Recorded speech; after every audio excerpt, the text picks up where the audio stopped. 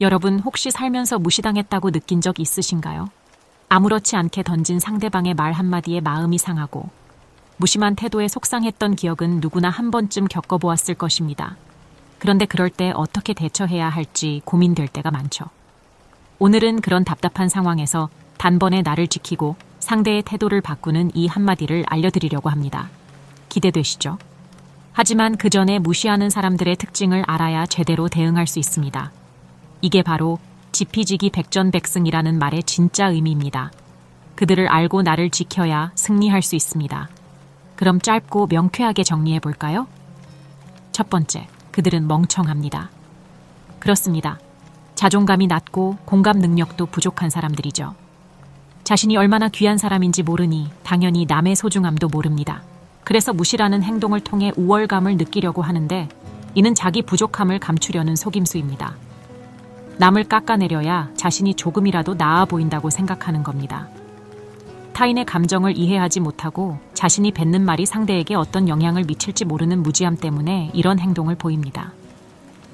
두 번째, 그들은 겁쟁이입니다. 무시하는 사람들은 사실 그 속을 들여다보면 겁이 많습니다. 자신이 존중받고 인정받지 못할까봐 두려운 거죠. 그래서 다른 사람을 눌러 자신이 더 높은 위치에 있다고 믿으려 합니다. 특히 직장이나 사회생활에서 자신을 과시하고 싶어 하는 사람일수록 이런 경향이 강해요. 겉으로는 강해 보이지만 속은 불안으로 가득 차 있다는 걸 알아야 합니다. 세 번째, 그들은 이기적입니다. 무시하는 사람들은 오직 자신만이 중요합니다. 그래서 다른 사람의 의견이나 감정을 존중할 줄 모르죠. 자기 말이 옳다고 믿고 타인의 생각이나 입장은 그저 무시해버리곤 합니다. 이런 사람들은 다른 사람을 자신의 이익을 위해 이용하기도 하고 관계보다는 자신의 필요만을 앞섭니다. 이렇게 세 가지 특징만 알아도 무시하는 사람을 어떻게 대해야 할지 감이 잡히죠. 이제 그들을 제대로 파악했으니 다음으로 어떤 말 한마디로 그들의 태도를 바꿀 수 있는지 알려드릴 차례입니다. 앞으로 알려드릴 6가지 중 하나만 활용해도 분명 큰 변화를 느끼실 수 있을 겁니다. 그럼 함께 알아볼까요? 첫 번째, 아무런 대꾸도 하지 마세요. 여유 있게 되돌려주는 것이 중요합니다. 직장에서 성실하게 일하며 나름대로 열심히 했던 종호 씨는 최근 들어 팀장과의 갈등이 쌓이고 있었습니다. 그날도 회의 중 팀장은 종호 씨의 의견을 비꼬며 무시하는 듯한 태도를 보였습니다. 종호 씨, 그건 너무 단순한 생각 아니에요? 요즘 트렌드도 모르고 이렇게 일하면 곤란한데요. 이런 무시의 뉘앙스에 종호 씨는 감정적으로 대응하지 않기로 마음먹었습니다. 그는 차분하게 고개를 들어 팀장을 바라보며 침묵했습니다. 미소를 지으며 그저 팀장의 말을 듣기만 했죠. 반박하지도 화를 내지도 않으며 상황을 묵묵히 넘겼습니다. 회의실에는 순간 어색한 정적이 흘렀고 팀장은 종호 씨가 전혀 반응하지 않자 당황한 듯 보였으며 스스로 너무 심하게 말한 것이 아닌가 싶었는지 말투가 점차 흐려졌습니다. 회의가 끝난 뒤 동료들이 종호 씨에게 다가와 속삭였습니다. 팀장이 너무 심했어. 그런데 네가 참 잘 참았어. 차분하게 대응해서 상황이 반전됐고 종호 씨는 그저 미소 지으며 고개를 끄덕였습니다. 말하지 않고 침묵으로 상황을 넘긴 것이 오히려 상대를 더 불편하게 만들었던 것이죠. 팀장이 스스로 말한 것을 되돌아보게 만들고 종호 씨는 동료들에게도 성숙한 태도를 보여줄 수 있었습니다. 침묵은 특정 상황에서 아주 효과적인 전략이 될 수 있습니다. 특히 공개적인 자리에서 무례하거나 무시하는 말을 들었을 때 침묵은 감정적인 대응을 억제하고 상대방이 스스로 자신의 행동을 돌아보게 만듭니다. 두 번째, 상대방의 이름을 반복해서 부르세요. 그 순간 상대가 집중하게 됩니다. 윤정 씨는 새 세탁기를 구입하기 위해 대형 가전 매장을 방문했습니다. 오랜 기다림 끝에 드디어 세탁기를 바꿀 생각이 컸지만 매장은 혼잡했고 직원들은 바빠 보였습니다. 한참 동안 제품을 살펴보던 윤정 씨는 가까이 있던 직원에게 도움을 요청했습니다. 저기요, 이 세탁기랑 저 세탁기의 차이가 뭔가요? 직원은 윤정 씨를 힐끔 쳐다보더니 대충 고개를 끄덕이며 성의 없이 답했습니다. 둘 다 비슷해요. 뭐 큰 차이 없어요. 그냥 보시다가 결정하세요. 윤정 씨는 순간 기분이 상했습니다.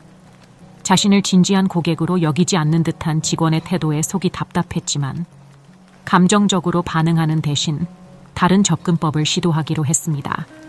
직원의 이름인 민수라는 이름이 눈에 들어왔습니다. 윤정 씨는 침착하게 이름을 부르기 시작했습니다. 민수 씨, 제가 이 모델들에 대해 더 알고 싶어요. 민수 씨, 이 세탁기와 저 세탁기의 기능 차이가 뭔지 자세히 설명해 주시겠어요? 민수 씨, 제가 어떤 걸 선택하는 게 좋을지 추천해 주시면 감사하겠습니다. 윤정 씨가 이름을 부를 때마다 민수는 순간 멈칫했습니다. 처음엔 대충 넘기려 했지만 자신의 이름이 불리자 더 이상 윤정 씨의 요청을 무시할 수 없었습니다. 이름을 불리는 순간 민수는 자연스럽게 책임감을 느끼게 된 것이죠. 이후 민수는 이 모델은 에너지 효율이 뛰어나고 세탁과 건조 모두 탁월한 성능을 자랑해요. 요즘 가장 많이 팔리는 모델입니다. 저쪽 모델은 가격이 좀 더 저렴하지만 기본 성능은 충분히 좋습니다. 라며 프로답게 자세하게 설명을 이어갔습니다. 처음과는 완전히 달라진 태도에 윤정 씨는 속으로 미소를 지었습니다. 이름을 반복해서 부르는 작은 행동이 민수의 무시하는 태도를 완전히 바꿔놓은 것입니다. 이름을 반복해서 부르는 이 작은 행동은 상대방의 태도를 변화시키는 강력한 도구입니다. 이름은 그 사람에게 가장 친숙하고 소중한 단어이기에 불리는 순간 상대방은 대화를 무시하기 어렵습니다. 세 번째, 상대방의 말을 재해석하세요. 가장 세련된 방법입니다.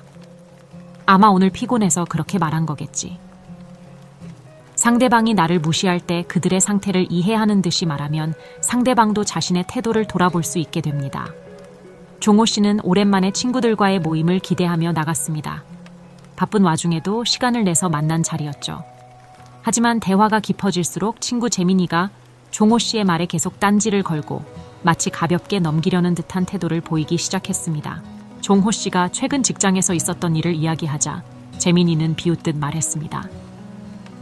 야, 넌 아직도 그런 일에 신경 쓰냐? 답답하다 진짜. 네가 그렇게 생각하니까 일이 더 힘든 거야. 넓게 좀 봐라. 재민이의 말투에 종호 씨는 속이 상했습니다. 진지하게 이야기하려던 내용이 무시당한 느낌이었죠. 평소 같았으면 기분 나쁘게 받아쳤겠지만 이번에는 다른 접근을 시도했습니다. 종호 씨는 부드럽게 미소를 지으며 말했습니다. 재민아, 오늘 피곤해서 그렇게 말한 것 같네. 요즘 너도 일 많잖아. 재민의 말을 그대로 받아들이지 않고 피로로 인해 나온 말로 재해석하면서 상황을 부드럽게 풀어낸 것이었습니다. 예상치 못한 반응에 재민이는 잠시 당황했죠. 자신이 너무 심하게 말했음을 느끼고 태도를 바꾸기 시작했습니다. 그렇긴 하지. 요즘 피곤하긴 해. 미안. 내가 좀 심하게 말했나 봐. 종호 씨는 이처럼 상대방의 말을 재해석하는 방법으로 감정적으로 대응하지 않고도 분위기를 바꿀 수 있었습니다. 상대방의 말을 다르게 받아들인 것만으로 재민이는 자신의 태도를 돌아보게 된 것입니다. 네 번째, 상대방의 시선을 끌어들이세요. 가장 성숙한 방법입니다. 무시당할 때 감정적으로 대응하기보다 차분하게 상대방의 시선을 끌어 대화의 흐름을 바꾸는 것이 중요합니다. 수진 씨는 사춘기 딸 미나와의 대화에서 자주 서운함을 느꼈습니다. 미나는 요즘 수진 씨가 무슨 말을 해도 대답을 가볍게 넘기거나 심지어 무시하는 태도를 보였죠.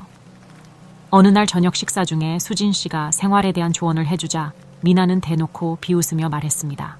엄마, 그것도 몰라? 이런 것도 모르고 어떻게 산 거야? 미나의 말투는 수진 씨를 깔보는 듯한 무례한 말이었고 순간 가슴이 철렁 내려앉았습니다. 딸이 자신을 이렇게까지 무시하다니 화를 내고 싶었지만 수진 씨는 감정을 억누르고 냉정하게 상황을 반전시키려고 했습니다. 수진 씨는 침착하게 미소를 지으며 젓가락을 살짝 내려놓고 눈을 똑바로 바라보았습니다.